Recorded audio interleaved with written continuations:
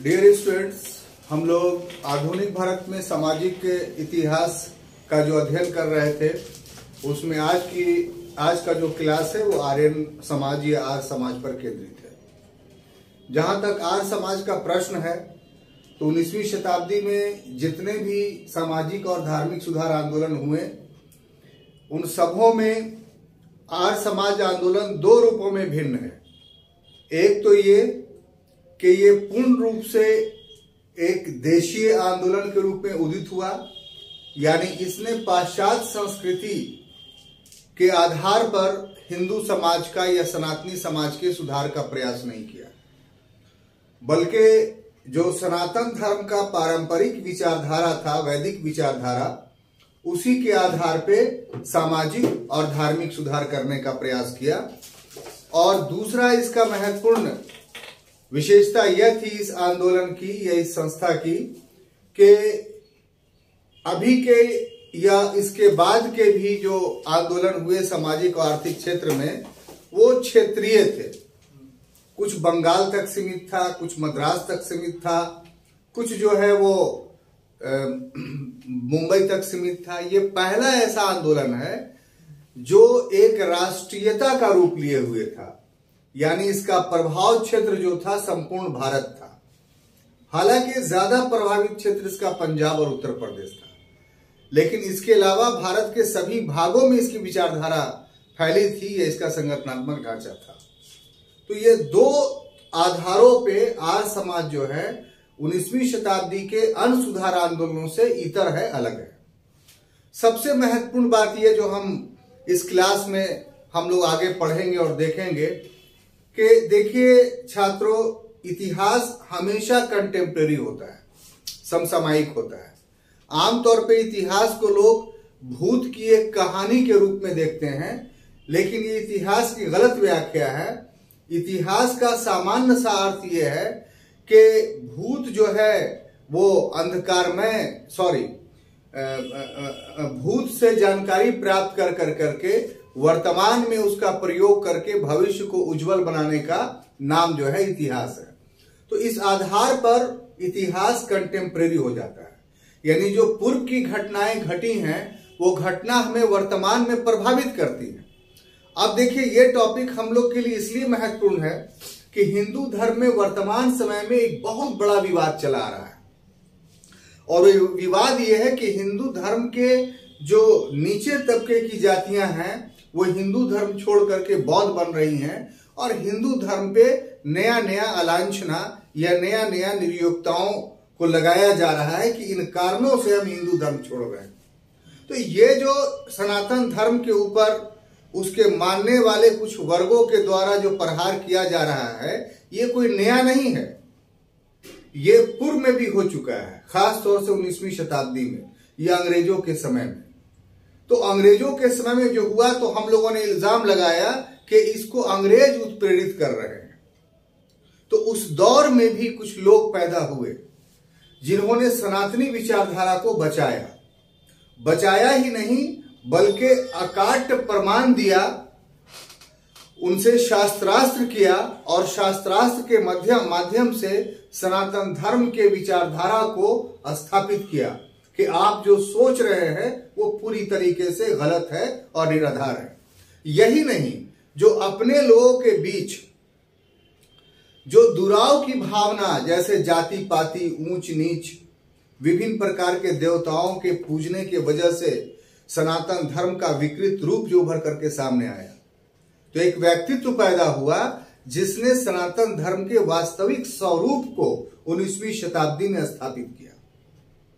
तो जब स्थापित हुआ तो जो सनातन धर्म पे प्रहार उस समय हो रहा था वो प्रहार होना रुक गया, और बहुत सारे लोग जो सनातन धर्म छोड़ करके चले गए थे वो पुनः सनातन धर्म में वापस आए। तो इस तरीके से जो आर्य समाज की यह भूमिका है 19वीं शताब्दी में वो वर्तमान समय में बहुत प्रासंगिक हो गया है, क्योंकि जो घटनाएं 19वीं शताब्दी में घट रही थी वही घटनाएं हम लोग के युग में वर्तमान समय में घट रही है। देखिए, धर्म व्यक्तिगत मामला है और हर कोई अधिकार है कि वो अपने जिज्ञासा या अपने सोच के आधार पर जो है अपनाए, वो एक अलग तर्क है। लेकिन किसी मूल धर्म को जो बहुत अति प्राचीन है उस पर अनैतिक रूप से या गलत तरीके से प्रहार करना यह भी गलत है।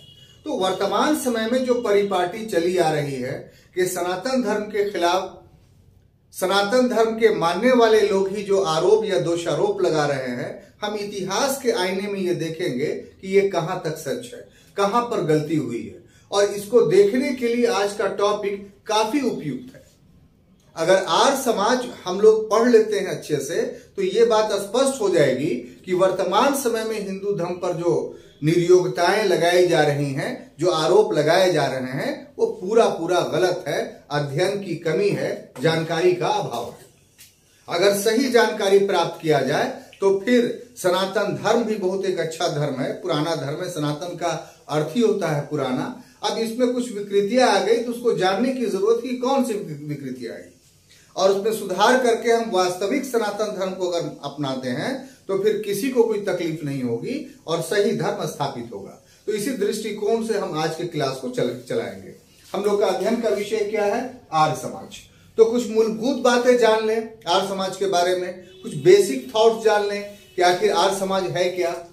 तो जहां तक आर्य समाज का प्रश्न है तो इसके संस्थापक, ये सामान्य सी बात है, आप भी पहले से जानते होंगे कि स्वामी दयानंद सरस्वती थे। ठीक है। इसकी स्थापना 1875 में बंबई में हुई थी। यहां पर थोड़ा सा आपको कंफ्यूजन होगा कि इसको थोड़ा याद रखिएगा कि चूंकि लाहौर नाम जो है बार बार आएगा तो उसको यहां पर स्पष्ट कर देना चाहते हैं कि शुरुआत में बंबई में इसकी स्थापना हुई थी। कब? 1875 में। लेकिन प्रसार जब पंजाब और उत्तर प्रदेश के क्षेत्रों में अधिक होने लगा तो 1877 ईस्वी में इसका हेडक्वार्टर लाहौर ले जाया गया, जो पंजाब की उस समय राजधानी थी। तो इसलिए लाहौर और बंबई में यदि कंफ्यूजन आपको हो तो आज ही क्लास में क्लियर कर लीजिए कि 1875 ईस्वी में बंबई में इसका वास्तविक रूप से स्वामी दयानंद ने स्थापना किया था। और जब लोकप्रियता पंजाब और उत्तर प्रदेश में ज्यादा बढ़ गई तो या पश्चिमोत्तर प्रदेश में ज्यादा बढ़ गई कह लीजिए, तो उसका हेडक्वार्टर लाहौर ले जाए क्योंकि वो सेंटर में था। अब देखिए कि जो इनके संस्थापक थे स्वामी दयानंद सरस्वती, इनको एक उपाधि दी गई, एक पदवी दी गई कि भारत का मार्टिन लूथर किंग कहा गया इनको। अब इसको पढ़ने के दो तरीके हैं कि भाई इनकी उपाधि थी मार्टिन लूथर किंग, तो एक ऑब्जेक्टिव के हिसाब से ये हम याद कर लिए, महत्वपूर्ण हो गया। लेकिन सब्जेक्टिवली अगर इस पर हम विचार करेंगे तो ऑब्जेक्टिव अपने आप याद हो जाएगा। तो सब्जेक्टिविटी इसकी ये है इस उपाधि का कि मार्टिन लूथर जो थे वो यूरोप में, खासतौर से जर्मनी के रहने वाले थे। उन्होंने पुनर्जागरण को लाने में एक महत्वपूर्ण भूमिका निभाई। पुनर्जागरण को लाने में सबसे बड़ा जो रोड़ा था, सबसे बड़ा जो अवरोध था, वो था धर्म, रिलीजन्स। उस समय जो रिलीजन्स यूरोप में प्रचलित था वो ईसाई धर्म था। और ईसाई धर्म जिस रूप में पाया जा रहा था, जिस शक्ल में ईसाई धर्म यूरोप में था, वो पूरी तरीके से विकृत हो चुका था। ईसा मसीह ने जिस पावन उद्देश्य के तहत अपने प्रचार किए थे वे धूल धूसरित हो गए थे। जिस ईसा मसीह के द्वारा मानवता को बचाया गया था और दीन दुखियों की सेवा की गई थी, उनके द्वारा स्थापित धर्म निर्धनों का, दीन दुखियों का शोषक बन गया था। जिस ईसा मसीह ने नैतिकता को स्थापित किया था वैश्विक स्तर पे, मोरालिटी को, वो धर्म, उस व्यक्ति द्वारा स्थापित धर्म पतित हो चुका था। कुछ एग्जाम्पल सुन करके आप ताजुब करेंगे। ये लोग जन्नत का सर्टिफिकेट देते थे, ये लोग पब्लिक से कर वसूल करते थे, राजा को अपदस्थ कर सकते थे, बिना इनको दक्षिणा दिए हुए अंतिम संस्कार नहीं किया जा सकता था, और अंतिम संस्कार यदि नहीं हुआ तो फिर उसको नरक गामनी कहा जाएगा। तो इस तरीके से पूरी तरीके से ईसाई धर्म जो है वो पतित हो, जो एक व्यक्ति 16वीं शताब्दी में खड़ा होता है और 1525 ईस्वी में 95 थेसिस लिखता है। 95 थेसिस था क्या? एक्चुअली में 95 प्रश्न थे और 95 प्रश्न को जर्मनी के गिरजाघरों में खुद और बाकी जगहों पे अपने मित्रों के माध्यम से एक ही दिन उसने टंगवा दिया और जनता ने जब पढ़ा तो पारंपरिक जो ईसाई धर्म प्रस्तुत किया जा रहा था उसके विरुद्ध प्रतिक्रिया हुई और इतना तीव्र प्रतिक्रिया हुई कि अंत में मार्टिन लूथर से इन लोगों को समझौता करना पड़ा और उस समझौते के पश्चात जो है एक नया सुधरा हुआ ईसाई धर्म बनकर के सामने आया जिसको प्रोटेस्टेंट कहते हैं और जो पारंपरिक था वो कैथोलिक के रूप में जाना गया। तो यहां पर मार्टिन लूथर ने क्या किया कि जो पादरी वर्ग था जो जिस ईसाइयत को प्रस्तुत कर रहा था वो पाखंड था, वो धर्म नहीं था। जब मार्टिन लूथर ने वास्तविक धर्म को स्थापित किया यानी मार्टिन लूथर ने ईसाइयत को पुनर्जीवित किया। क्लियर?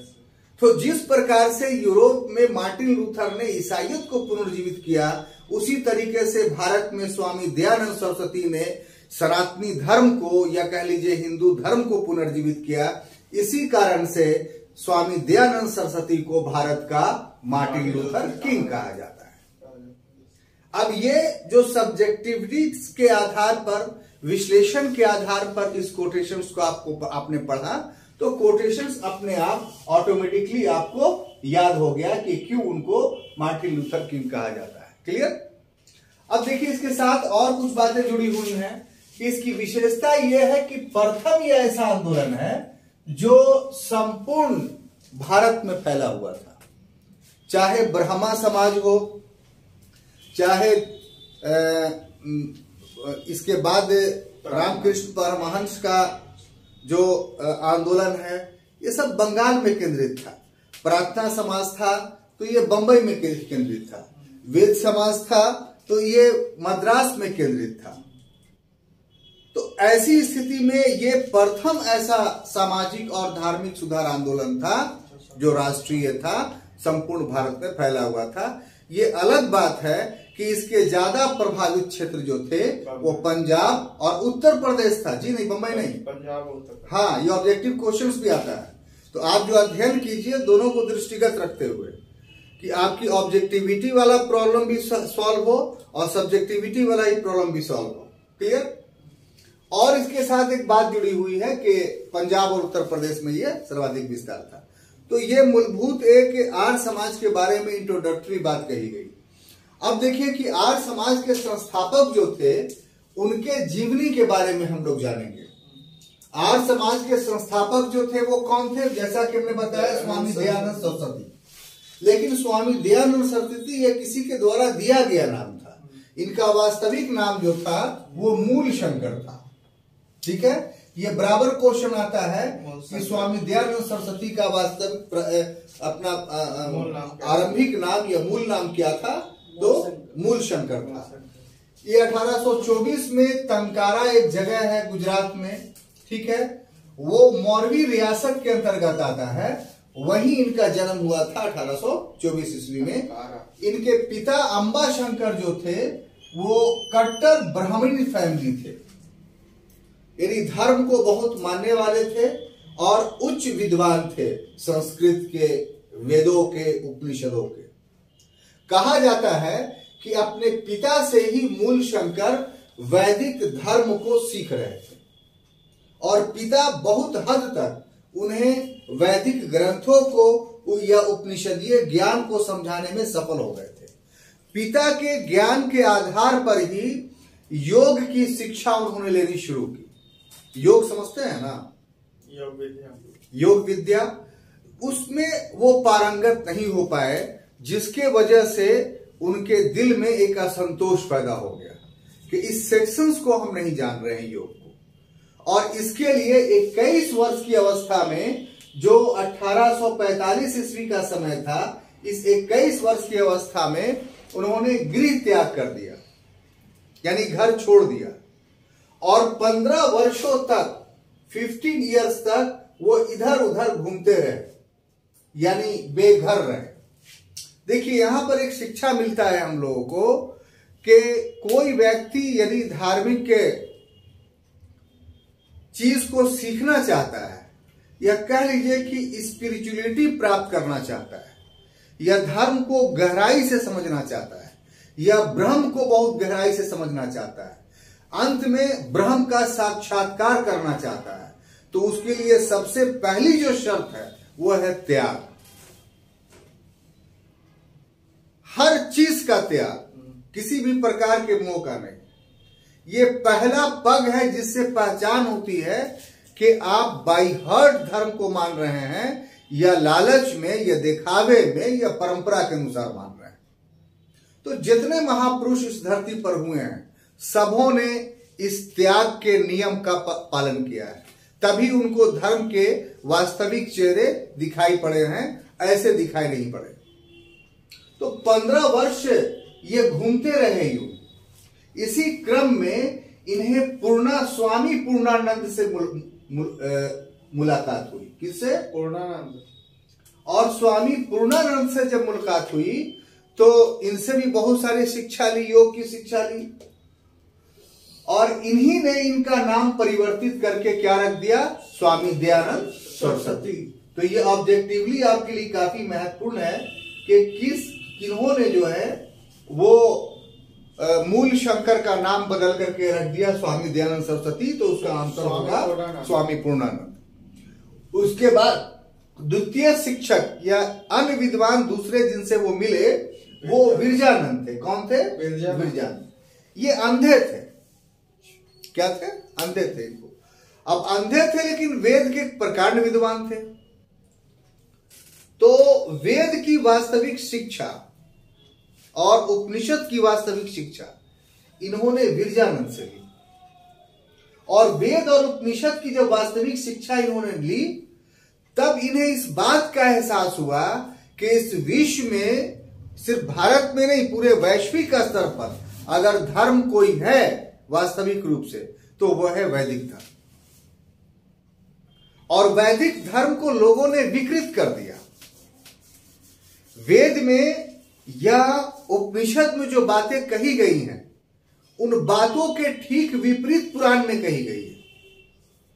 और पौराणिक बातें यानी पुराण की बातें, जो 18 पुराण हैं, वो समाज में ज्यादा प्रिवेल कर रहा है, ज्यादा पाया जा रहा है, जिसके वजह से वास्तविक जो धर्म था या वास्तविक जो सनातनी धर्म था, जो वैदिक धर्म था, वो या तो विलुप्ति के कगार पर है या उसका रूप विकृत हो गया है। और हिंदू समाज के कमजोर होने का यही मूल कारण है। हिंदू समाज के विभाजित होने का यही मूल कारण है। जितने भी परंपराएं, रीति रिवाज या व्यवस्थाएं हिंदू धर्म में पाई जा रही हैं, वो वैदिक टेक्स्ट से पूरी तरीके से हटी हुई है। तो यदि वैदिक टेक्स्ट के अनुरूप हिंदू समाज को संगठित किया जाए, हिंदू समाज के धार्मिक आचरण में ढाला जाए, तो फिर जितने प्रकार के सनातन धर्म में, हिंदू धर्म में विभेद है, वो 100 में समाप्त हो जाएंगे और भारत एक राष्ट्र के रूप में तभी संगठित होगा। यहां पर यह ध्यान देने वाली बात है कि विरजानंद, स्वामी विरजानंद ने उन्हें जो शिक्षा दी, वो मूलभूत शिक्षा ये दी कि धर्म के सारे आदर्शों, नियमों, कानूनों को तो समझाया, लेकिन सबसे महत्वपूर्ण बात उन्होंने जो समझाया वो ये कि हिंदू धर्म को किसी दूसरे धर्म वालों से या किसी दूसरे संस्कृति से कोई नई चीज लेने की आवश्यकता नहीं है। ये अपने आप में एक संपूर्ण जीवन पद्धति है और ये समसामयिक है, ये पौराणिक नहीं है, ये किसी भी दौर में और किसी भी परिस्थिति में प्रयोग किया जाने वाला धर्म है। और वास्तविकता क्या है? तो वास्तविकता यह है कि इतने अच्छे धार्मिक विचार और विश्वास के मानने वाले लोगों को वास्तविक रूप से इसकी जानकारी नहीं है। जिस रूप से हिंदू धर्म या सनातन धर्म को उनके सामने प्रस्तुत किया गया है वो पूरी तरीके से पाखंड है। जब तक इस पाखंड को नहीं समाप्त किया जाएगा तब तक जो है वो हिंदू धर्म या इस देश का विकास नहीं होगा। तो हमने तुम्हें शिक्षित कर दिया स्वामी दयानंद सरस्वती, अब तुम हमें वादा करो कि ये जो सनातनी विचारधारा है इसे संपूर्ण भारत में फैलाओगे। तो वही स्वामी दयानंद सरस्वती ने वचन दिया क्या कि मैं संपूर्ण भारत में हिंदू धर्म एवं संस्कृति को का प्रतिष्ठा करूंगा, यानी स्थापित करूंगा। इसका मतलब क्या था कि 19वीं सेंचुरी में इनके पहले हिंदू धर्म पूर्ण रूप से स्थापित नहीं था। बहुत गौर से समझिए इस बात को। अब देखिए छात्रों कि ऐसी स्थिति में सबसे पहला काम इन्होंने क्या किया कि क्या इनका धार्मिक विश्वास था। ये धार्मिक विश्वास जब इनका हम जानेंगे तब आपको वास्तविक चेहरा समझ में आएगा कि हिंदू धर्म क्या है और वर्तमान समय में लोग कौन सा हिंदू धर्म अपना रहे हैं। समाज में या राष्ट्र में इतने अशांति होने के पीछे क्या कारण है? तो कारण यह है कि विचारधारा हमारी मर गई। जो सनातनी थाउट था वो थाउट की लोगों को जानकारी ही नहीं है और ना लोग अध्ययन कर रहे हैं, बल्कि वास्तविकता यह है कि पुरोहितों के द्वारा अपने इंटरेस्ट में दिए हुए चीजों को वो धर्म मान रहे हैं और ऐसी स्थिति में हर पुरोहित हिंदू धर्म का एक नया नया रूप उसके सामने प्रस्तुत कर रहा है। परिणाम क्या हो रहा है कि हिंदू धर्म टूटते हुए चला जा रहा है। इस टूटन के परिणाम स्वरूप हिंदू ही आपस में लड़ने लगे हैं कि हमारा शोषण तुम कर रहे हो और वो बोल रहा है कि मेरा शोषण तुम कर रहे हो। तो इस राज को आपको आर्य समाज के माध्यम से या दयानंद के सरस्वती के माध्यम से आपको समझने की आवश्यकता है। यही इस क्लास का मूलभूत उद्देश्य है। तो धार्मिक विश्वास में सबसे महत्वपूर्ण जो था वो क्या था कि उन्होंने सीधा सीधी वेद और उपनिषद को ही प्रमाणिक माना कि हिंदू धर्म का अर्थ क्या है, वेद और उपनिषद, और इसके अतिरिक्त जितने ग्रंथ आप पढ़ रहे हैं वो सब के सब प्रमाणिक नहीं है और उनके अनुरूप अगर जीवन गुजारिएगा, उनके अनुरूप अगर सनातन धर्म को स्थापित कीजिएगा तो ये सनातन धर्म के साथ खेल करना होगा, पाखंड करना होगा। तो उन्होंने ये बात यूं ही सिर्फ शब्दों में जैसे हम कह रहे हैं वैसे नहीं, श्लोकों के आधार पे, छंदों के आधार पे, बजाते तौर पे इस बात को प्रमाणित किया। तुलनात्मक धर्मशास्त्र का सहारा लेकर के साबित किया कि देखिए वेद और उपनिषद कैसे वास्तविक धर्म ग्रंथ हैं और इससे इतर जितने धर्म ग्रंथ हैं वो कैसे पाखंड हैं। तो इस बात को साबित करने के लिए 1863 ईस्वी में 1863 एडी में उन्होंने पाखंड खंडनी पताका फैलाया। पाखंड खंडनी पताका, पाखंड का मतलब होता है धार्मिक झूठ, खंडनी का मतलब होता है उसको तोड़ने वाला, और पताका का मतलब होता है झंडा या घोषणा। तो पाखंड खंडनी पताका का जो फहराया तो इसका अर्थ हुआ कि हिंदू धर्म में जो घुसे हुए अंधविश्वास थे, बाहर आडंबर थे, गलत धारणाएं थी, जिसके कारण से सनातन धर्म विकृत हो गया था और पतनशील हो रहा था, या सनातन धर्म तो नहीं कह लीजिए पतनशील हो रहा था, कहिए कि हिंदुओं का पतन हो रहा था। तो उसको रोकने के लिए उन्होंने 1863 ईस्वी में पाखंड खंडनी पताका फहराया। मतलब कि हिंदू धर्म में या सनातन धर्म में जो गलत धारणाएं घुस गई हैं, जो पाखंड घुस गया है, उसको निकालना और शुद्ध रूप से हिंदू धर्म को स्थापित करना। अब इसमें किया क्या उन्होंने, क्या धार्मिक विचार था? तो सबसे पहली बात कि मूर्ति पूजा का उन्होंने विरोध किया।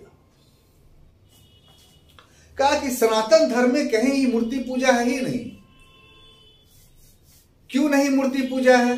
कि ईश्वर जो है वो एक है और निराकार है, उसको किसी ने पैदा नहीं किया है, वो कभी समाप्त नहीं होगा, उसका अस्तित्व हमेशा रहेगा और वो हर जगह उपस्थित है। तो जब वैदिक टेक्स्ट ऐसी बातें कह रहे हैं तो उसके रहते हुए जब ईश्वर जो पूरे इस ब्रह्मांड का, पूरी व्यवस्था का निर्माता, संचालन करता और अंत करता है, तो उसको छोड़ करके हम पत्थर की मूर्तियों में देवता कैसे देख सकते हैं? तो ये तो पाखंड है मूर्ति पूजा। और उसके बाद कि ईश्वर अवतार लेता है और बहुत सारे दैविक रूप धारण करता है। जब ईश्वर निराकार है तो भी रूपों में वो आकार कहां से लेगा? तो जब आकार लेगा ही नहीं तो देवताओं का विभिन्न रूप कैसे सामने आएगा?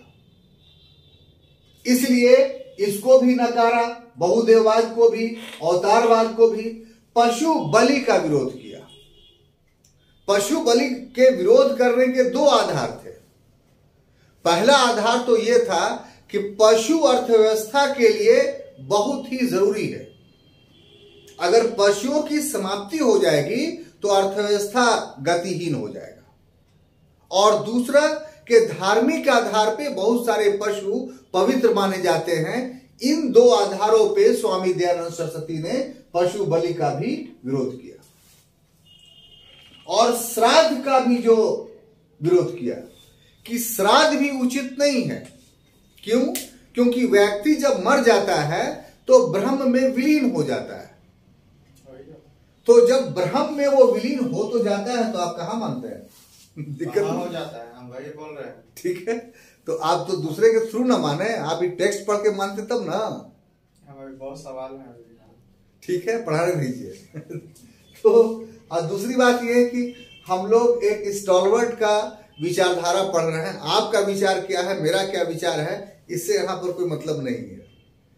ठीक है, टॉपिक को देखिए, कोई भी टॉपिक है उसको ऐसा पढ़िए, अपना बना के पढ़िए, तब वो हमेशा के लिए आलोचनात्मक दृष्टिकोण अपना सकते हैं। लेकिन वो आलोचना तथ्यगत, तर्कगत होना चाहिए। यूं ही उठापटक वाला आलोचना जो है उचित नहीं है। ठीक है ना? तो जब ब्रह्म में विलीन हो ही गया तो फिर उसका श्राद्ध किसको आप दीजिएगा? किसके मुक्ति के लिए? हो तो मुक्त हो ही गया शरीर से, तो अब मुक्त हुई चीजों के लिए श्राद्ध की क्या अनिवार्यता? और साथ ही साथ तंत्र मंत्र का घोर विरोध किया, क्योंकि ये आसुरी शक्तियों का यंत्र है तंत्र मंत्र। और ये अकाट सत्य है कि धर्म में ने जब जब तंत्र मंत्र का प्रयोग किया है तब तब उस धर्म की हानि हुई है। ये सभी धर्मों के साथ लागू है। तो ये मूलभूत उनका धार्मिक विश्वास था, मूलभूत यानी बेसिक, इससे कोई कंप्रोमाइज नहीं।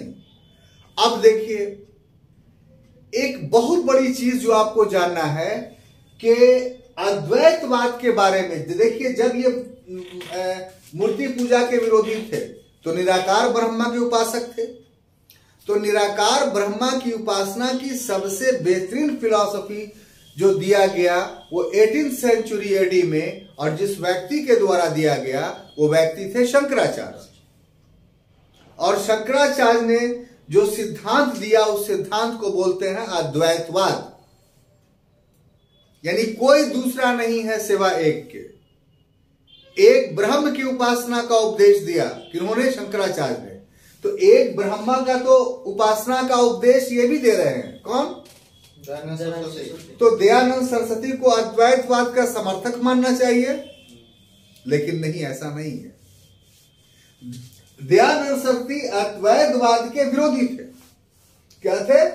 विरोधी। देखिए, मैं लिख दिया है, दयानंद सरस्वती अद्वैतवाद के क्या थे? विरोधी थे। हमें इसको बड़े सूक्ष्मता से समझना है। ठीक है, कि अद्वैतवाद था क्या? तो संक्षेप में बहुत थोड़े में पूर्व में बता चुके हैं। फिर कि शंकराचार्य ने कहा कि एक संसार जो है ना वो माया है, वास्तविक नहीं है।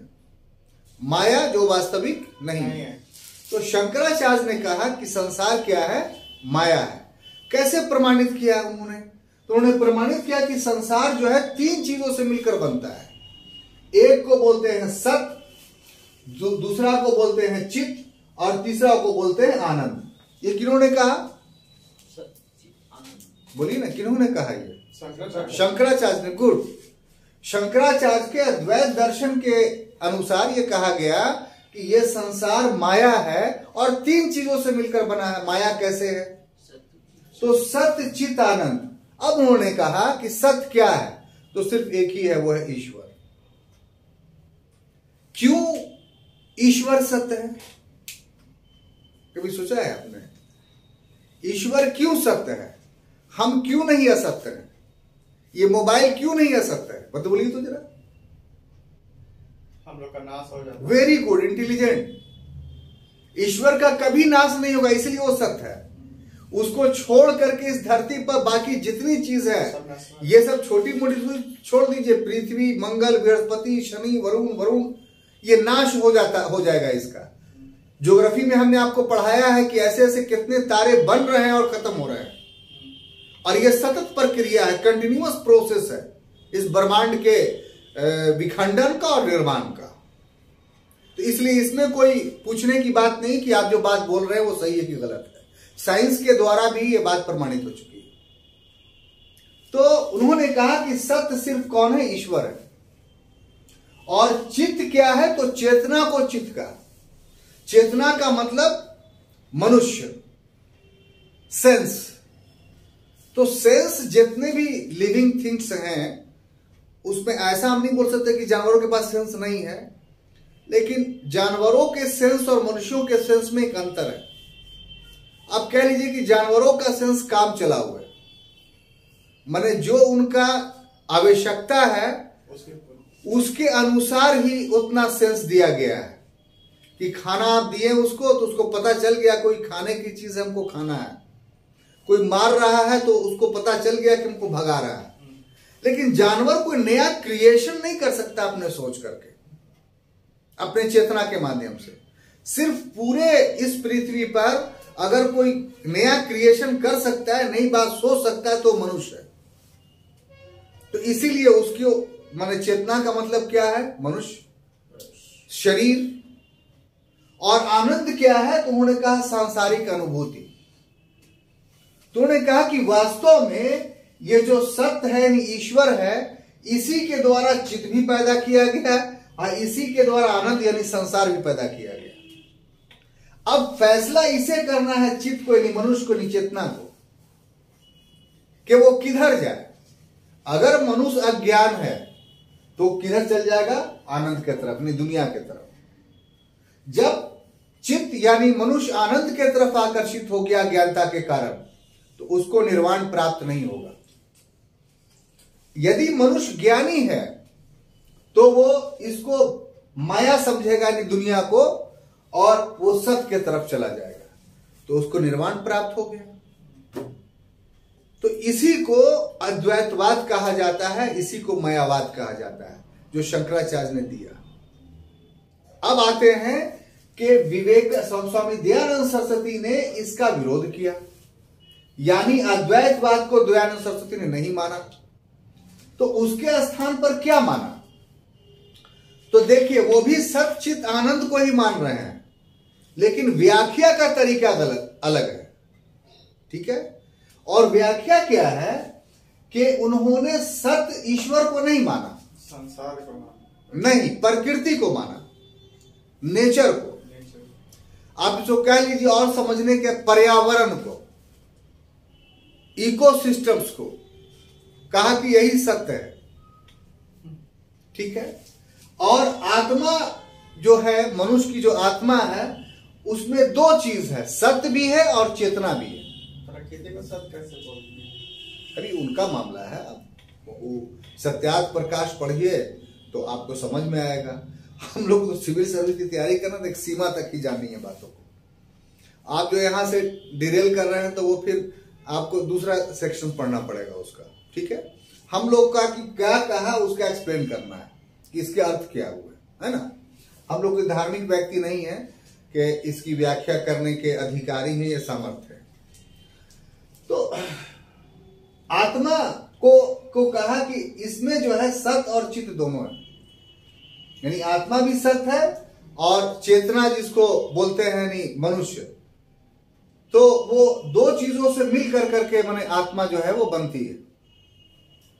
और परमात्मा क्या है?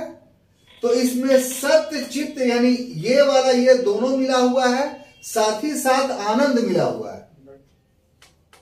तो ये जब तीनों मिल जाता है तभी जो है हम उसको परमात्मा के नाम से जान देता। भय का क्या बात है, ये भी तो यही बोल रहा है, लेकिन सिर्फ स्थान रखने का अलग अलग है। अब इसमें डिफरेंस क्या था सुन लीजिए, नहीं आप नहीं मान रहे हैं तो ऐसे समझिए कि इसके मानने से व्यक्ति नियतिवादी हो जाता है, भाग्यवादी हो जाता है, सांसारिक काम वो नहीं कर पाता है, पूरी तरीके से अपने आप को ब्रह्म में विलीन कर लेता है। इस धरती पर ऐसा सब व्यक्ति अगर करने लगे तो सांसारिक गतिविधि नहीं चलेगा। तो इस कमी की पूर्ति की उन्होंने अद्वैतवाद का उस रूप में नहीं विरोध किया। वास्तविक बात है कि अद्वैतवाद में कमी थी कि जो अद्वैतवाद भागवादी बन गया था, नियतिवादी बन गया था, तो उस भागवाद और नियतिवाद को समाप्त करने के लिए उन्होंने क्या कहा कि नियतिवाद के स्थान पर उन्होंने कर्मवाद को प्रश्रय दिया। ये कर्मवाद के कारण ही जो है वो संसार चल रहा है। अगर कर्मवाद नहीं रहे तो सभी के सभी के ये विचारधारा अगर मान ले कि ये तो एक माया है दुनिया, इसकी कोई हकीकत ही नहीं है, तो फिर इस माया के लिए हम प्रयत्न क्यों करें? तो चलो माला ले लेते हैं, हिमालय के पहाड़ पे बैठ जाते हैं और ईश्वर की आराधना करते रहते हैं। दुनिया का संसार का कोई काम हम नहीं करेंगे, विवाह भी नहीं करेंगे। दिवाकर जी अगर सब लोग ऐसा सोच लेगा तो जो 4.5 अरब वर्ष में दुनिया यहां पहुंची है वो पहुंचती, उसका तो समापन वहीं पर हो जाता। तो ये कमी थी कि नहीं शंकराचार्य? तो इसी कमी को दूर किया है कर्मवाद को इनपुट करके, उसमें डाल करके कि सत्य चित आनंद का स्वामी दयानंद सरस्वती विरोध नहीं कर रहे हैं, बल्कि उसका स्थान चेंज कर रहे हैं। और स्थान चेंज करने से एक नया चीज उभर करके आता है, और वो चीज क्या आता है? कर्मवाद। यानी कर्म करने के आधार पर ही धर्म को स्थापित आप कर सकते हैं। बिना कर्म किए हुए धर्म स्थापित नहीं होगा। और कर्म करने का उनके दौर में किस चीज को स्थापित करना है? तो सदाचार को स्थापित करना है। सदाचार माने अच्छे आचरणों को, माने अच्छे कामों को स्थापित करना है, तब जो है इस माया के जाल से आप छुटकारा पाएंगे। अगर आप ऐसे सोचिए कि आपकी परीक्षा कैसे हो सकती है कि आप अच्छे हैं? अगर आप पूरी तरीके से समाज से पृथक हो जाए, कोई लगाव ही नहीं है हो आपको समाज से, समाज की किसी अनिवार्यता को की आपको आवश्यकता ही नहीं हो, बिल्कुल अकेले रह रहे, सोच लिया कि कुछ नहीं करना है हमें, तो फिर आपसे कोई बुराई तो होगी ही नहीं। क्योंकि जिस जंगल में, जिस अकेलापन में आप रह रहे हैं, वहां कोई बुरी चीज होगी ही नहीं। एक पागल दीवाना आदमी रोड पर घूमता रहता है, उससे कौन सी बुराई होती जरा बताइए तो? न उसके पास धन होता है, न उसके पास पत्नी होती है, न उसके पास संचित धन होता है, न उसके पास अच्छे वस्त्र होते हैं, न उसके पास घर होता है। तो ईश्वर ऐसे व्यक्ति से हिसाब लेगा तो किस चीज का लेगा? वो व्यक्ति तो सीधा स्वर्ग में चल जाएगा कि उसको ईश्वर ने कुछ दिया ही नहीं है। उसकी परीक्षा क्या होगा? तो वो ऐसा अगर हर व्यक्ति हो जाए, आप सोचिए, तो फिर स्वर्ग और नरक का जो देने का मापदंड है वो तो फ्लॉप कर जाएगा। तो इस परिस्थिति में अगर सोचिए तो सबसे खुशनसीब आदमी वो हुआ जो उस ढंग से रह रहा है। लेकिन उस ढंग से अगर सब आदमी रहने लगे तो फिर सांसारिकता का अंत वहीं पर हो जाएगा। उसका क्या होता है कि बैठे बैठे स्टेशन पर फुटपाथ पे मर गया बेचारा, कोई सरकारी अमला आया, उसको जलाया या दफनाया नहीं, तो ऐसे ही वो सड़ गल करके उसकी लाश खत्म हो गई। तो इस नियतिवाद के इस रूप को अगर अपना लेगा सारा ब्रह्मांड या सारा संसार, तो संसार चलेगा ही नहीं। इसलिए संसार को चलाने के लिए व्यक्ति को धरती पर भेजा है परीक्षा लेने के लिए, कर्मवाद अनिवार्य है। बुराइयां आएंगी आपके पास, तभी आपके चरित्र का निर्धारण होगा कि आप अच्छे हैं कि बुरे हैं। कितनी खूबसूरत बात। अगर बुराइयां नहीं रहेंगी तो फिर आपका परीक्षा कैसे होगा? तो बुराइयां एक परीक्षा स्थल में आपके लिए प्रश्न है, आपके लिए क्वेश्चंस है। ये ऐड किया स्वामी दयानंद सरस्वती। इसलिए संसार के प्रति जो है विरक्ति नहीं, बल्कि संसार को एक प्रयोगशाला के रूप में, एक परीक्षा स्थल के रूप में स्वामी दयानंद ने प्रस्तुत किया और इस आधार पर अच्छे कर्म को इसका आधार बनाया और उसी को हम लोग कर्मवाद कहते हैं। क्लियर? अब देखिए सबसे महत्वपूर्ण बात यहां से जो चीजें आ रही हैं जरा गौर से देखिए कि पुरोहित वर्ग की मध्यस्थता को अस्वीकार कर दिया। कहा कि इस भारत में जो सनातन धर्म को सबसे ज्यादा लॉस हुआ है वो पुरोहितों से हुआ है, जो मध्यस्थ बन गए जनता और भगवान के बीच में। और इसीलिए जो है वो इतने नाना प्रकार के कर्मकांड सनातन धर्म में घुस गए हैं। अगर पुरोहित वर्ग नहीं होता तो विभिन्न प्रकार के गलत कर्मकांड सनातन धर्म में नहीं घुसते। और फिर पुरोहित वर्ग का अस्तित्व क्यों नहीं होना चाहिए? इसलिए नहीं होना चाहिए कि जो वेद है वो ईश्वरीय पुस्तक है, उसको कोई भी व्यक्ति पढ़ करके समझ सकता है और उसके अनुरूप अपना जीवन गुजार सकता है।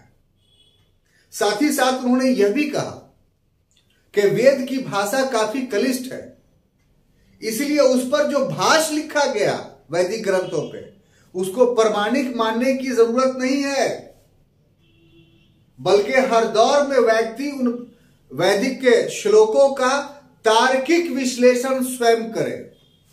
जब व्यक्ति वैदिक के श्लोकों का, मंत्रों का तार्किक विश्लेषण करेगा तो उससे वो धर्म को ज्यादा अच्छे ढंग से समझेगा और जो मध्यस्थ वर्ग धर्म का विकृत रूप उसे प्रस्तुत करते हैं उससे इस देश को मुक्ति मिलेगी और धर्म स्वच्छ हो जाएगा। इसीलिए ब्राह्मणवाद का उन्होंने विरोध किया, चूंकि पुरोहित ब्राह्मण ही थे। अब देखिए भीमसेना यही ना कह रहा है अभी, तो ये तो एक उच्च कोटि का ब्राह्मण होकर के 19वीं शताब्दी में ये बात कह रहे हैं। तो जो भीम आर्मी है, ये भीम सेना है जो हाय तौबा मचा रहे हैं वर्तमान समय में, वो आज समाज के कंसेप्ट को पढ़ तो ले और वो स्थापित कर दे इस चीज को कि हम किसी भी पुजारी वर्ग के अस्तित्व को नहीं मानेंगे, हम वेद को डायरेक्ट पढ़ेंगे और उसका अनुसरण करेंगे। वेद किसी की बपौती थोड़ी है। कोई अगर बोल दिया कि वेद हमारी बपौती हमारे अब्बा ने लाया था तो आप मान लिया कि गलती आपकी है, आप लड़िए उसके लिए कि नहीं तुम्हारा नहीं है। और आज के वैज्ञानिक युग में कौन वेद पढ़ने से किसी को रोक सकता है? किसी की हिम्मत ही नहीं। मोबाइल में आप वेद डाउनलोड करके पढ़ सकते हैं। तो गलती दिवाकर भाई हमारी है कि हम खुद टेक्स्ट को नहीं पढ़ रहे हैं। महान पुरुषों ने जो बातें कही उनका अध्ययन नहीं किया, अपनी बात कहना शुरू कर दिया। जबकि ब्राह्मण होते हुए भी स्वामी दयानंद सरस्वती ने खुद पुरोहितवाद की मध्यस्थता का विरोध किया कि हर व्यक्ति को धर्म जो है वो अपने आधार पर समझने की जरूरत है। यहां पर भी ये अद्वैतवाद के संस्थापक शंकराचार्य के विरोधी हैं, क्योंकि शंकराचार्य ने कहा कि ज्ञान सिर्फ वेद में है और वेद सिर्फ ब्राह्मण पढ़ सकते हैं। तो शंकराचार्य ने जो बैरिकेडिंग लगाई थी उस बैरिकेडिंग को स्वामी दयानंद सरस्वती ने तोड़ दिया। क्लियर? अब देखिए आगे के 1874 में जो सब विचार थे उनके और आगे विचार आर्य समाज के पढ़ेंगे हम लोग, तो उसमें पूरे को एक समाहित करते हुए सत्यार्थ प्रकाश नामक पुस्तक लिखी। ये बराबर पूछता है आपको कब लिखी, तो 1874 ईस्वी में, यानी आर्य समाज के स्थापना से एक वर्ष पहले ही उन्होंने अपने संस्था का लिटरेचर तैयार कर लिया था। यूं ही मन मतंगा बात वो नहीं कर रहे थे। हिंदू धर्म में पूरी स्टडी करने के बाद पूरी चीजों को उन्होंने लिपिबद्ध किया, एक पुस्तक का रूप दिया, तब धरातल पर आए वो, तब अपने विचारों को रखना शुरू किया। और इस क्रम में एक बात आपको बहुत ध्यान देने वाली है कि स्वामी दयानंद सरस्वती इंग्लिश नहीं जानते थे, वो संस्कृत के प्रकांड विद्वान थे और हिंदी को उन्होंने लिंगुआ को संपर्क भाषा के रूप में इस्तेमाल किया। अगर ब्रह्म समाजी नेता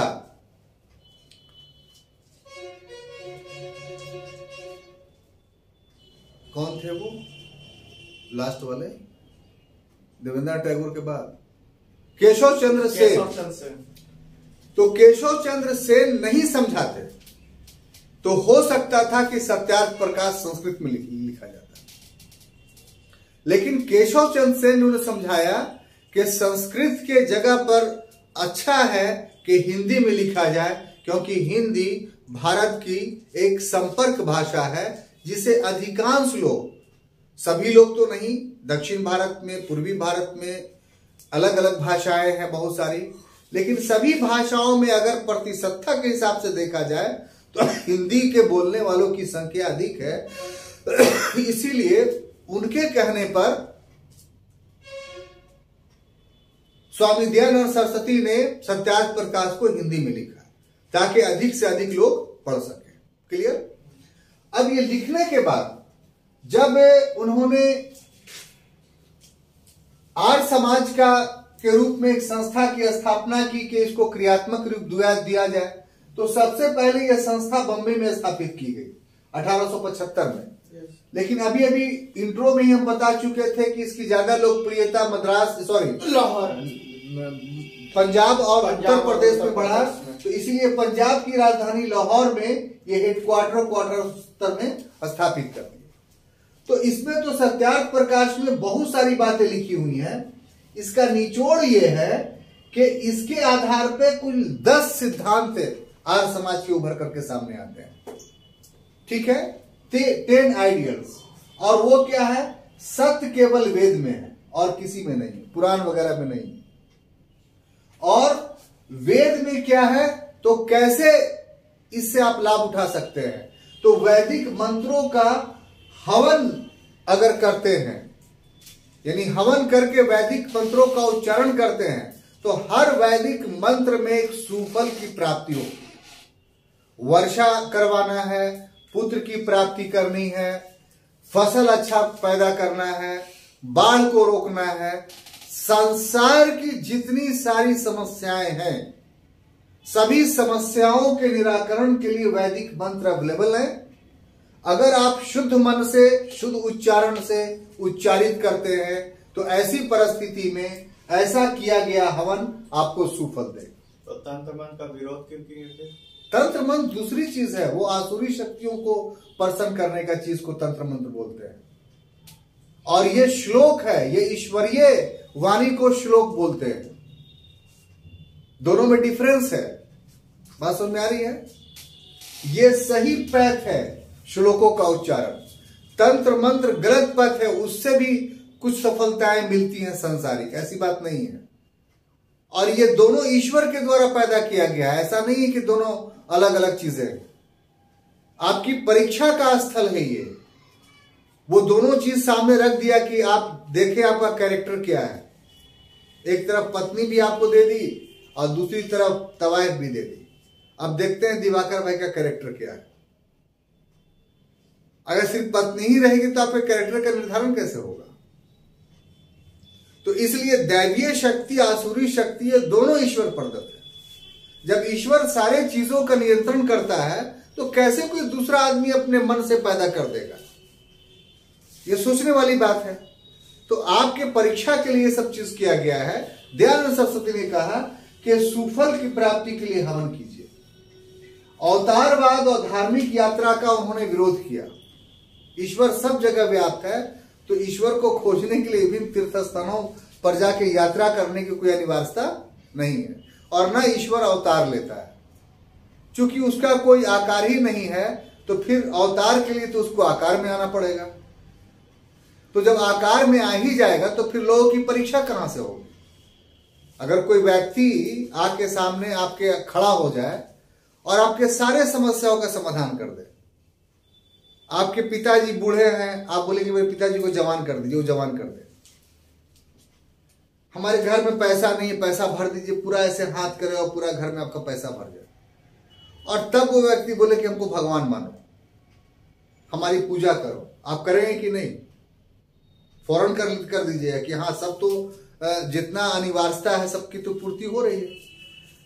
वो आप कहिए कि ठीक है, आपको हम मान लेंगे भगवान, सूरज को पूरब से पश्चिम जो जाता है, आज आप पश्चिम से पूरब कर दीजिए, वो भी कर दे। वो कि 9 महीने बच्चा पैदा होता है, 1 महीने में करके दिखा दीजिए, वो भी कर दे। वो तो कैसे नहीं मानेगा भाई? नहीं मानेगा, जो हम मांगेंगे वो देगा ही। आप वो भी मांगेगा तो वो भी दे देगा। चलिए, फिर एक तर्क के खातिर बोल रहे हैं, फिर तर्क के खातिर बोल रहे हैं, तो आप मान लीजिएगा। हमको जो समझाना है उसके लिए हम बोल रहे हैं आपको।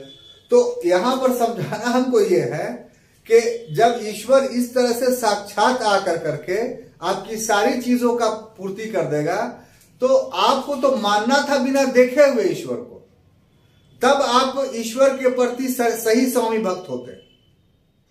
तो जो ईश्वर की विचारधारा ये है कि बिना देखे हमारी उपासना करे, वो फिर आकार में कैसे आपके सामने चला आएगा? इसलिए स्वामी दयानंद ने कहा कि साहब, मूर्ति पूजा और तीर्थ यात्रा, अवतारवाद, ये सब गलत चीज है, ये सही चीज नहीं है, यही पाखंड है। मूर्ति पूजा का इसलिए कि वो निराकार है। स्त्री शिक्षा पर बहुत बल दिया उन्होंने। क्यों? क्योंकि स्त्री ही पाठशाला है हमारे समाज की, और अगर स्त्री अशिक्षित होगी तो फिर कभी भी हिंदू समाज जो है वो श्रेष्ठ नहीं होगा।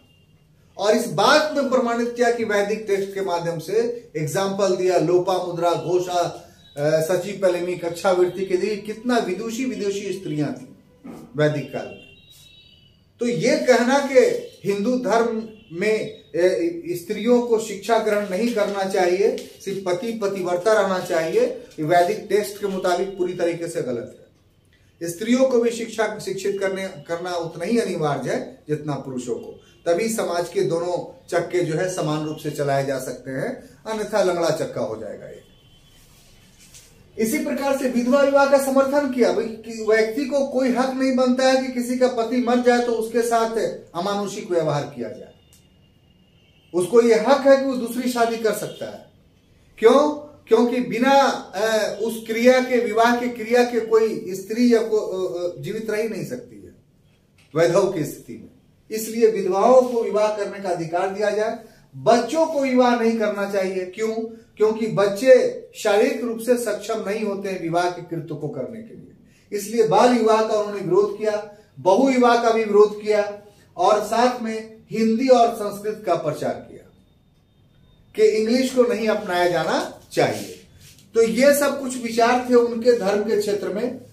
अब आइए समाज के क्षेत्र में। समाज के क्षेत्र में बहुत आकर्षक सिद्धांत था जो अभी हमारा भारतीय समाज झूल रहा है उसमें।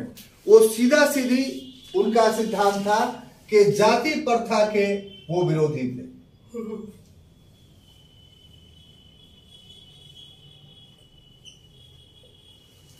तो जाति प्रथा का विरोधी मत कह लीजिए, बल्कि कहिए कि सही व्याख्याकार थे। सही व्याख्याकार का मतलब क्या हुआ कि जाति प्रथा का जो उन्होंने आधार बनाया, बेस बनाया, वो कर्म को बनाया। कर्म समझ रहे हैं ना? काम, जन्म नहीं। यही सबसे बड़ा अंतर था। ये बात सही भी है कि ऋग वैदिक काल के जो आख्यान है, कौन सा आख्यान था? शिशु अंगिरस। शिशु अंगिरस का आख्यान से क्या पता चलता है हम लोग को कि माता पिता वो स्वयं एक ही घर में रहते हुए अलग अलग धर्मों का पालन कर रहे थे। यानी कोई ब्राह्मण धर्म का, कोई क्षत्र धर्म का, कोई वैश्य धर्म का। उत्तर वैदिक काल में जो है वो ये आधार किस पर हो गया साहब? तो जन्म पर हो गया। तो विवेकानंद स्वामी दयानंद सरस्वती का विचार था कि जाति व्यवस्था रहेगी, लेकिन जाति व्यवस्था किस आधार पर रहेगी? तो कर्म के आधार पर। अगर एक शूद्र आज के हिसाब से अगर ब्रह्म धर्म का पालन कर रहा तो ब्राह्मण है, और अगर एक ब्राह्मण ब्रह्म धर्म का पालन नहीं कर रहा तो शूद्र है। और उन्होंने अस्पृश्यता को पूरी तरीके से नकार दिया कि कोई भी अस्पृश्य समाज में नहीं है।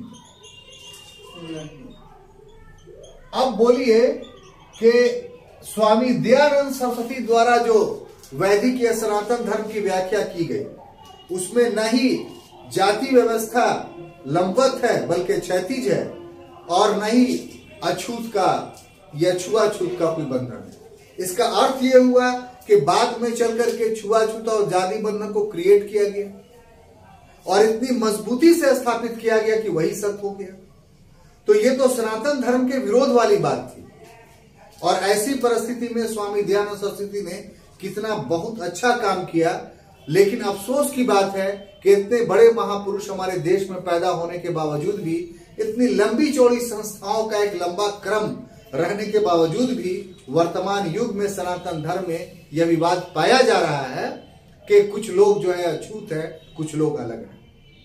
तो आवश्यकता है पढ़ने की उन विचारधाराओं की जो स्वामी दयानंद सरस्वती ने समाज के क्षेत्र में दिया है। इसके बाद है राजनीतिक सिद्धांत। राजनीतिक सिद्धांत पर प्रत्यक्ष रूप से उन्होंने नहीं कहा कुछ, लेकिन वो स्वदेशी के जन्मदाता थे। ये स्वदेशी शब्द जो उन्होंने इस्तेमाल किया, ये एक्चुअली में धार्मिक और सामाजिक क्षेत्र में किया, लेकिन ये राजनीतिक विचारधारा बन गई। कैसे? उनका कहना था कि जो सनातन धर्म या हिंदू धर्म है, ये धर्म को किसी बाहर के किसी चीज से लेने की कोई आवश्यकता नहीं है। अपने आप में यह संपूर्ण है। जो भी समस्याएं हैं, हर समस्याओं का समाधान इस वैदिक धर्म में है। तो ऐसी परिस्थिति में विदेशी चीजों के अंगीकरण का इन्होंने विरोध किया और स्वदेशी का नारा दिया इन्होंने। तो यह ऑब्जेक्टिव क्वेश्चन आता है कि स्वदेशी का नारा सबसे पहले भारतीय राजनीति में किसने दिया? वो दिया स्वामी दयानंद सरस्वती ने। और इस आधार पे जब स्वदेशी का नारा दे दिया तो ब्रिटिश शासन के खिलाफ मानसिकता बन गई। तो इस तरीके से राजनीतिक विचार का दर्शन हुआ। अब देखिए, दो चीज उनका काफी विवादित है। एक है शुद्धि आंदोलन और दूसरा है गौरक्षण। इस पर थोड़ा बात होनी चाहिए। शुद्धि आंदोलन में जो उनका विचार था कि इस तरीके से जो हिंदू धर्म में पाखंड घुस गया था, उसके वजह से बहुत सारे हिंदू या तो ईसाई बन गए या मुसलमान बन गए या बना दिए गए। तो इस स्थिति में तो एक समय आएगा कि हिंदू धर्म तो समाप्त हो जाएगा, और जो ब्राह्मणों ने या पुरोहितों ने हिंदू धर्म के जिस स्वरूप को स्थापित किया था, उसमें यह नियम था कि कोई व्यक्ति यदि हिंदू धर्म को छोड़ देता है तो दोबारा वो हिंदू धर्म में नहीं आ सकता है। तो ये विचारधारा से हिंदू धर्म को और लोग नुकसान था। तो स्वामी दयानंद सरस्वती पहले व्यक्ति थे जिन्होंने कहा कि ये बिल्कुल गलत है, बल्कि ऋग्वेद में जो गायत्री मंत्र है, गायत्री मंत्र का उद्देश्य यही है कि कोई अशुद्ध हो गया है तो उसको शुद्ध करके पुनः हिंदू धर्म में लाया जाए। तो इस ढंग से जो लोग भी ईसाई या मुसलमान बन गए थे, शोषण के वजह से या अपने लोगों के तिरस्कार के वजह से या आर्थिक तंगी के वजह से, लालच के वजह से, उन सबों को एक आंदोलन चला करके हिंदू धर्म में गायत्री मंत्र के माध्यम से शुद्ध करके पुनः लाने का प्रयास किया गया। और आपको सुनकर ताज्जुब होगा कि केरल के राजवर्गीय राजपूतों की एक नस्ल रहती थी, जे 60,000 व्यक्ति एक ही बार में पुनः हिंदू धर्म में शामिल हुए थे 1920 ईस्वी में। इसी तरीके से 60,000, हाँ 60,000 ये डेटा है। ग्रोवर की बुक में आपको मिलेगी, ये बीएल ग्रोवर की बुक में। इसी तरह से मोपला आंदोलन के समय में बहुत सारे निम्न वर्गीय हिंदुओं को मुसलमान बनाया गया था, उनको पुनः हिंदू धर्म में लाया गया। अब देखिए, ये जो शुद्धि आंदोलन था, इसमें कहा जाता है कि इससे सांप्रदायिकता का विकास हुआ। तो आवश्यकता है कि इसको समझने की जरूरत है। तो शुद्धि आंदोलन कैसे चलाया गया? तो शुद्धि आंदोलन में कभी बल प्रयोग नहीं हुआ, बल्कि एक व्यवस्था दी गई कि जो लोग चाहते हैं कि अपने धर्म में पुनः वापस आए, वो आ सकते हैं। तो ये जितने भी शुद्धि आंदोलन हुए वे स्वेच्छा से हुए, कोई बल प्रयोग के द्वारा नहीं हुआ। अब कुछ उत्साही लोग थे जिन्होंने कुछ उत्पात मचा दिया, जिसके वजह से इस आंदोलन के दौरान सांप्रदायिक दंगे भी हुए। तो वो एक अलग तथ्य है। वो आर्य समाज का दंगा करना या जबरदस्ती हिंदू धर्म में पुनर्मिलन करवाना उद्देश्य नहीं था, बल्कि सनातन धर्म का एक आदर्श स्थापित करना था कि जो अभी तक लोग ये कह रहे हैं कि कोई हिंदू धर्म छोड़ के चला गया और वापस नहीं आ सकता है, वो गलत है। गायत्री मंत्र एक आधार है जिसके माध्यम से कोई भी व्यक्ति पुनर्वापसी कर सकता है। तो शुद्धि आंदोलन को इस कंटेक्स्ट में देखने की जरूरत है। और अगर आप और विस्तार से जाइए तो भारतीय संविधान भी इसीलिए अनुच्छेद 25 के तहत अनुमति देता है। किस चीज का? अंतःकरण का, यानी जो हमें अपने दिल में अच्छा लगे वो हम करें। तो वो इसके आधार पर आप कह सकते हैं कि ये चीज गलत नहीं है। उसके बाद है गौ रक्षा। तो गाय हमारी अर्थव्यवस्था की एक बहुत बड़ी चीज थी, और इसके लिए इन्होंने, स्वामी दयानंद सरस्वती ने गौ रक्षणी सभा की स्थापना की। तो आप हर शहर में जो पुराना डिस्ट्रिक्ट है वो जाके देखिएगा, जैसे गया में भी है तो क्या है, गौरक्षणी मानपुर में आपको मिलेगा। तो उसके लिए पूरा भूमि अलाउट खरीदना, चार दीवारी करना और गायों की सुरक्षा करना, बीमार गायों की सेवा करना, ये सब उसका उद्देश्य था। तो संक्षेप में छात्रों, हम ये कह सकते हैं कि जो आर्य समाज है वो वर्तमान समय में सनातन धर्म के लिए काफी अनिवार्य और प्रासंगिक है। आवश्यकता है कि आर्य समाज के सिद्धांतों को यदि वर्तमान समय में लागू किया जाए तो जितने भी सनातन धर्म में विभेद या विवाद उत्पन्न हो गया है, उन सभी विभेदों और विवादों को समाप्त किया जा सकता है। Thank you.